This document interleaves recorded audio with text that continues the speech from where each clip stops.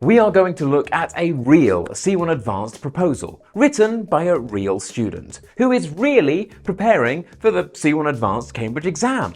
And then we're going to talk about what is really, really wrong with it. Yeah, really. Before we read our real proposal, let's talk about what we're looking for when we read a proposal. Remember, a proposal is usually written for a superior, so it should be formal and polite. Additionally, a proposal should be organized into sections, and each section should have its own subheading. And lastly, remember that the main purpose of a proposal is to persuade the reader. A proposal should make a suggestion and then explain why this suggestion is the best suggestion that has ever been given in history. Now then, before we look at our proposal itself, let's have a look at the question it was responding to. Your international college seeks to raise awareness of environmental concerns among students and the local community. The college principal has requested students to submit campaign proposals to achieve this goal. In your proposal, identify the main environmental issues in the college's surrounding area, propose several strategies to increase awareness of these issues, and justify which issue should be prioritized. Write the proposal. As with all C1 Advanced proposals, this proposal is asking us to do three things. 1. Identify the primary environmental issues in the area. 2. Propose ways of raising awareness about the issues. 3. Explain which issue should be prioritized. If this proposal does not do all of these three things, then, well, it's not a good proposal. Please remember that you absolutely must do everything that the question asks you to do. So before you start writing your proposal, you should underline every single thing that the task asks you to do. Now that we have read the question and we have established what this question is asking us to do, let's have a look at the introduction that the student wrote. Pause the video here and give yourselves some time to read the introduction.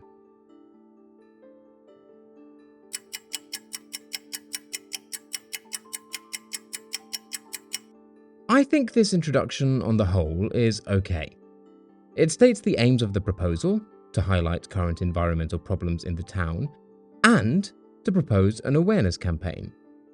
However, it is a bit strange to say that a proposal is intended to submit the proposal of an awareness campaign, but okay. It's redundant. I mean, obviously, a proposal is intended to submit a proposal. Instead, every single introduction for every single proposal you ever write should do three things. Number 1, briefly outline the present situation. Number 2, specify who the proposal is for. And number 3, outline what the proposal is going to do. And because I'm an absolutely fantastic guy with no friends and nothing better to do than talk to this camera, I have written the perfect introduction for this proposal right now. Take a look at this. Recently, the College of Cambridge and its surrounding areas has been beset by a range of environmental issues. This proposal has been written for the principal of Cambridge College to identify the most pressing concerns and provide recommendations for an awareness-raising campaign. This introduction states the situation, who the proposal has been written for, and then outlines the aims of the proposal.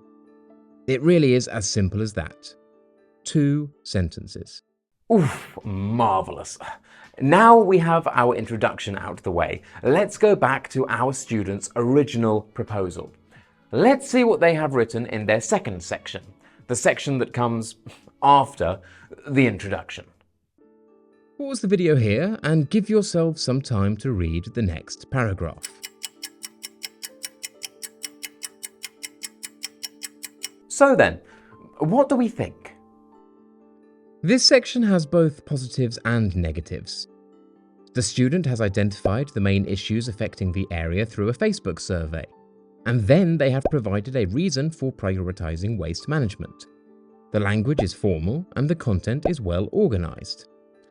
However, the problem is The whole point of this proposal is to suggest a campaign to raise awareness. And this section has essentially highlighted which issue is already well known among residents. If over 50% of respondents claim that waste management is an issue in the college and surrounding town, then why would you need to raise awareness?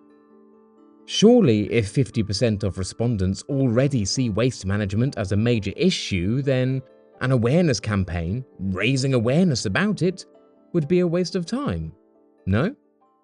Right, I'm going to be honest with you. This immediately gets my alarm bells ringing. I'm starting to panic because I think that the student is about to propose solutions to a waste management problem. And oh my goodness, that is absolutely not what the question was asking the student to do. It was asking us to make proposals for an awareness campaign about waste management. Not to suggest solutions to waste management, but hey, I could be wrong. Let's keep reading and see what the student does. Give yourselves some time to read this section. What problems can you see?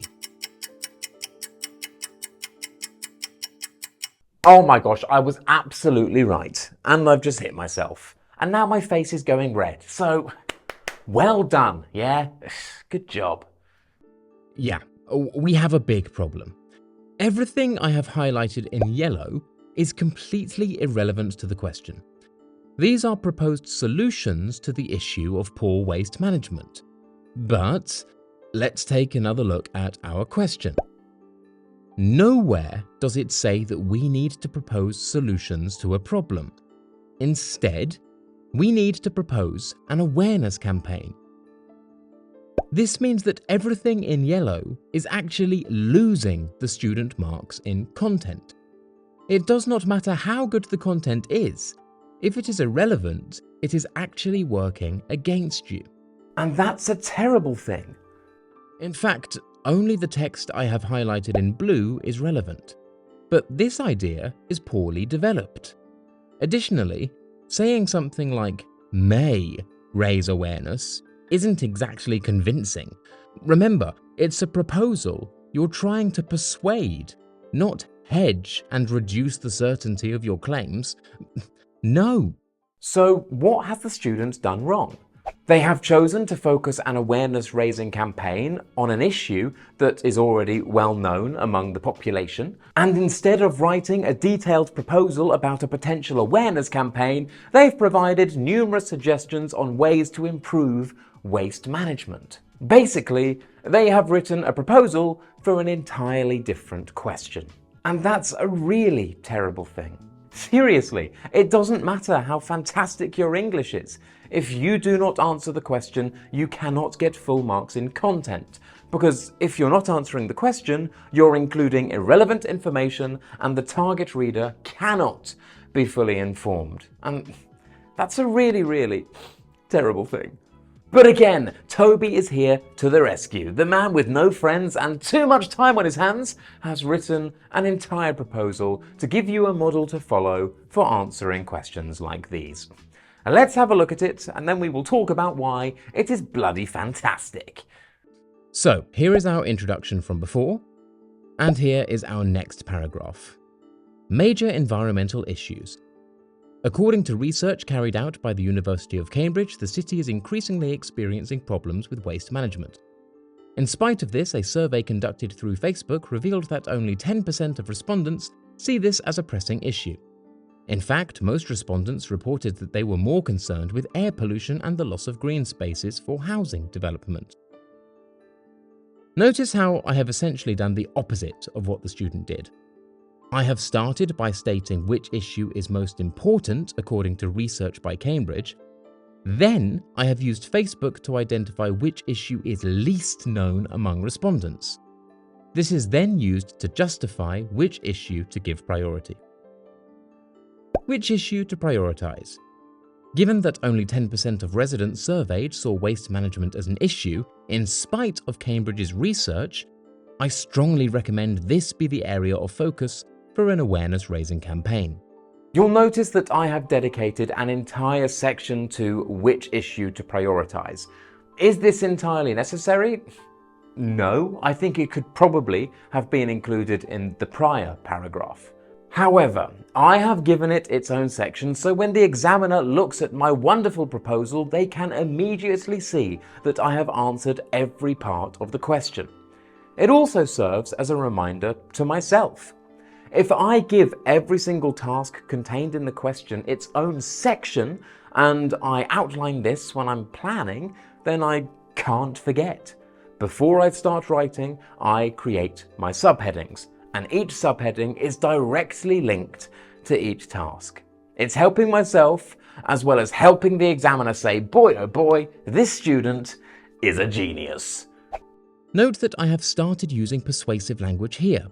I have used the subjunctive with strongly recommend. This is important. Remember, the point of a proposal is to persuade.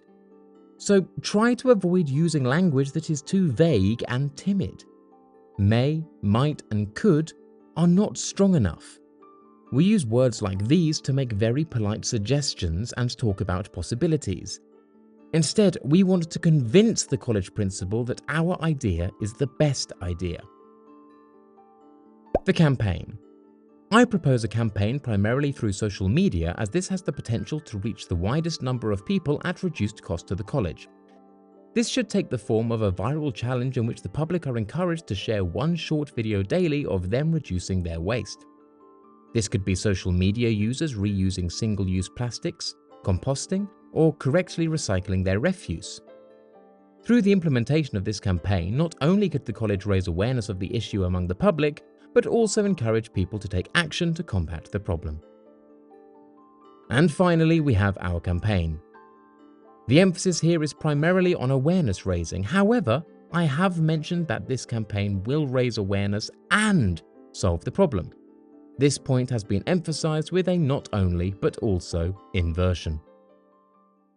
And there we have it. That was fantastic. That's how you take an okay proposal to a fantastic one. And with that, we are finished. If you liked the video, don't forget to smash that like button, subscribe if you haven't already, leave a comment down below. My name is Toby, and this was Smash English.